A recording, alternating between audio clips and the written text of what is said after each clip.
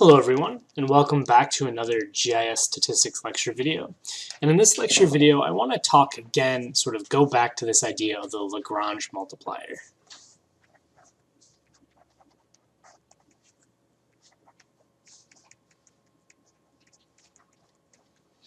Now, we're not going to go through the equation for the Lagrange multiplier. It involves like partial derivatives and all kinds of really nasty math that, quite frankly, is outside of the scope of the course. But what I want to do is I want to bring Lagrange multipliers down into the context of this model comparison, dealing with whether or not we should run a particular spatial model. Right, and so we ran we used dredging with AIC as a way to determine whether or not our variables were solid. It's a little more complicated than AIC to be able to determine whether or not we should use an entirely different model. Because again, right, you run into issues with the number of variables and all that kind of stuff being radically different.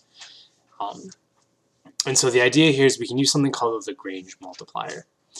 And basically, when we do this in R, when you run the Lagrange test, right, you feed it in your original OLS model. So in this case, right, our OLS model is going to be the same one that we looked at previously, where we have the poverty rate being regressed by the percentage of rural, the percentage of elderly, the percentage of African American, and the percentage of actual median income, right? And we're regressing all of those to try to predict poverty. What the Lagrange multiplier is going to do is it's going to give us a statistical parameter that is the Lagrange multiplier, right? Comparing running, this model to our original model. And then it's going to give us a p-value, and this p-value is going to indicate whether or not this change is statistically significant.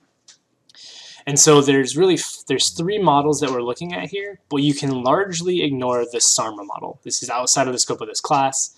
What we want to do is we want to consider these first four models here. So the first model, let me actually keep red, right? These first two, right? These are the regular Lagrange multipliers for spatial error. So L, M, R. Right? This is the Lagrange multiplier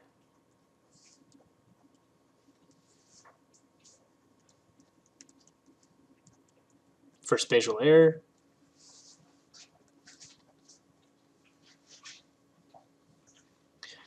Right, this LM lag, this is the Lagrange.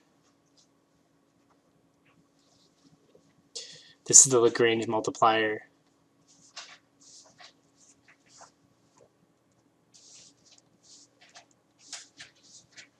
for spatial lag.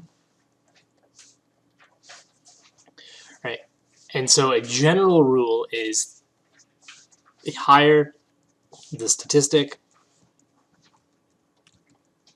the better. That is a general rule. Again, the specific value of the parameter is going to depend on the models involved, just like how AIC, right, it depended on the models involved. The specific value is dependent, but as a general rule, the higher the number, the better, and we can use the p-values here to make the decisions.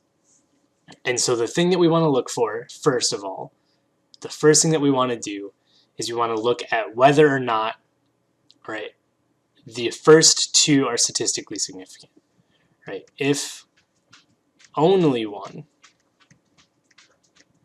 of LM MER or LM error or LM lag is significant,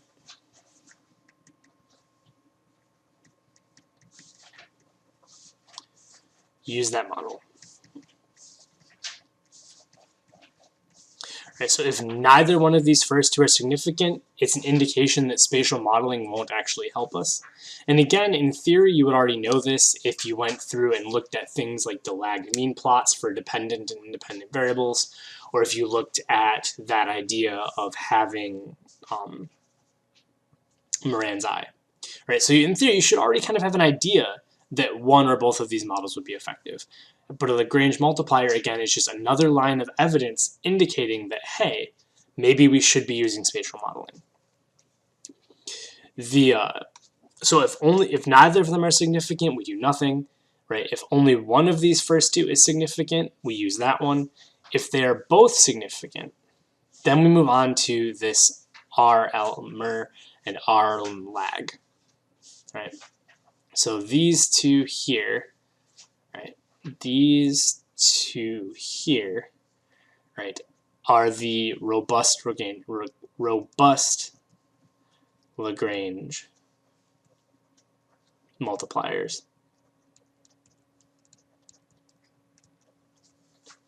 for spatial lag and spatial error.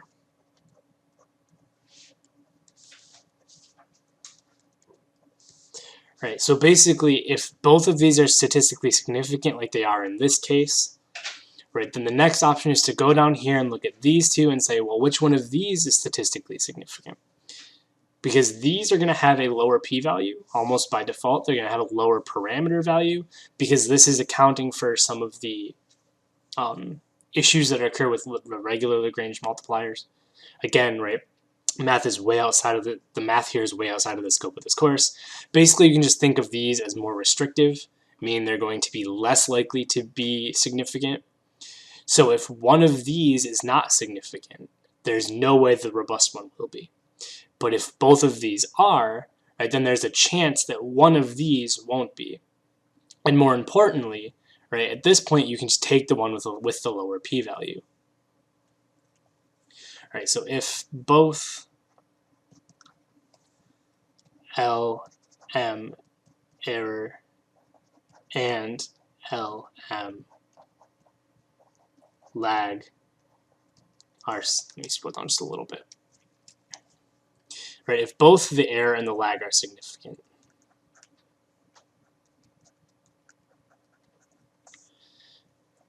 you take the lower p-value of the robust methods.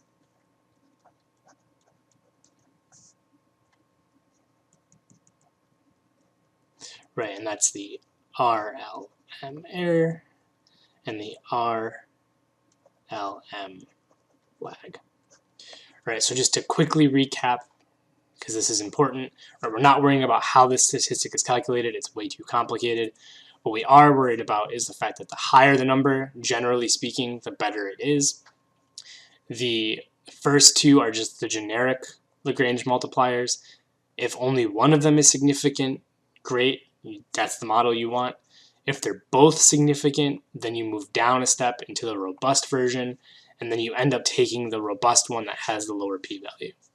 So for this particular data set, right, again, modeling poverty against rural, elderly, African American, and median income, right, you would model it based on the idea that the spatial error model, right, that's the RLM-mer error for error, right, you're going to choose this model because both of the regular Lagrange multipliers were significant, so we move down and we pick the one that is most statistically significant of the robust versions. So again, for this model, you would use the spatial error model, again, because the robust multiplier was the most significant. So hopefully this makes sense. I know we're not really talking about the concepts here as much, but if you have any questions, please reach out. Thank you.